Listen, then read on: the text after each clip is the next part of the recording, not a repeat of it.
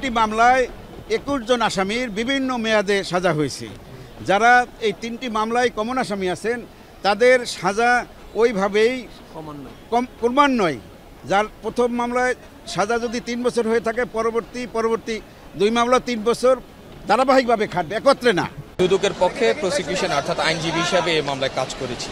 সেক্ষেত্রে দুদক হলো এই মামলার একটি পক্ষ, আর আসামি পক্ষ যারা রয়েছেন সেটা তো জানেন। অবজারভেশনে যতটুকু আমি এখন রিকল করতে পারছি সেটা হলো, যেভাবে হোক না কেন 4 বারের প্রধানমন্ত্রী ছিলেন শেখ হাসিনা। সেক্ষেত্রে আবার উনি যিনি আপনার আজকে স্পেসিফিক মামলায় যিনি সজীব আহমেদ ওয়াজেদ জয়, তিনি প্রধানমন্ত্রীর উপদেষ্টা হিসেবেও ছিলেন। সেক্ষেত্রে তিনি একটা দেশের প্রধানমন্ত্রীর ছেলে হিসেবে রায়ের ভিতরে কিন্তু বিজ্ঞ আদালত কিন্তু স্পেসিফিকলি একটা ওয়ার্ড, আমাদের যিনি মাননীয় বিচারক ছিলেন আব্দুল্লাহ আল মামুন, তিনি স্পেসিফিকলি একটি ওয়ার্ড উল্লেখ করেছেন যে গ্রিডি আই, অর্থাৎ এই যে আপনার জনসাধারণ বা জনসাধারণের সম্পত্তির উপর রাষ্ট্রের সর্বোচ্চ পর্যায়ের ব্যক্তি হয়েও ওনারা যে আপনার একটা গ্রিডি আই তাকিয়ে যে আপনারা যে এটা যে আত্মসাৎ করার জন্য বা অবৈধ উপায়ে দুর্নীতির মাধ্যমে ওনারা এটা গ্রহণ করার চেষ্টা করেছেন, সেটাকে উনি অত্যন্ত আশ্চর্য হয়েছেন এবং এটাকে ডিসকারেজ করেছেন। এবং ভবিষ্যতে যারা রাষ্ট্র পরিচালনায় থাকবেন অথবা যারা সরকারি কর্মকর্তা রয়েছেন অথবা এই ধরনের সুযোগ নেওয়ার যাদের আসলে সুযোগ রয়েছে তাদেরকে তাদের জন্য এই রায়টা দৃষ্টান্ত হিসাবে আপনার সাজার বিষয়ে আমরা কমিশনের সাথে আলাপ আলোচনা করে আমরা পরবর্তী সিদ্ধান্ত জানাবো।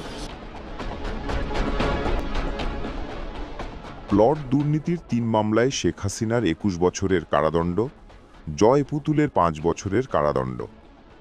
ঢাকার বিশেষ জজ আদালত 5-এর বিচারক মোহাম্মদ আবদুল্লাহ আল মামুন এই রায় ঘোষণা করেন। রায় ঘোষণাকে কেন্দ্র করে ঢাকা মহানগর দায়রা জজ আদালত প্রাঙ্গণে কঠোর নিরাপত্তা ব্যবস্থা গ্রহণ করা হয়। অতিরিক্ত পুলিশ সদস্যের পাশাপাশি বিজিবি সদস্যদেরও মোতায়েন করা হয়।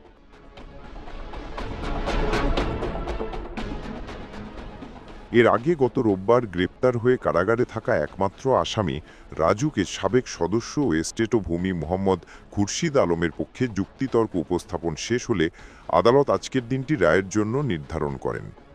অন্য আসামিরা পলাতক থাকায় তাঁদের পক্ষে কোনো যুক্তিতর্ক উপস্থাপন করা হয়নি। তারা আত্মপক্ষ সমর্থনের সুযোগও গ্রহণ করতে পারেননি। রাষ্ট্রপক্ষের আইনজীবী খান মোহাম্মদ মাইনুল হাসান লিপন আদালতে বলেন, আসামিদের বিরুদ্ধে আনা অভিযোগ প্রমাণিত হওয়ায় সর্বোচ্চ সাজা হিসেবে যাবজ্জীবন কারাদণ্ড প্রত্যাশা করা হয়েছিল। অপরদিকে মোহাম্মদ খুরশিদ আলমের আইনজীবী শাহিনুর রহমান দাবি করেন, দুদক তার মক্কেলের বিরুদ্ধে অভিযোগ যথাযথভাবে প্রমাণ করতে পারেনি। মামলার পটভূমি। আদালত সূত্রে জানা গেছে, প্লট বরাদ্দে দুর্নীতির অভিযোগে চলতি বছরের জানুয়ারিতে দুদক পৃথক 6টি মামলা দায়ের করে।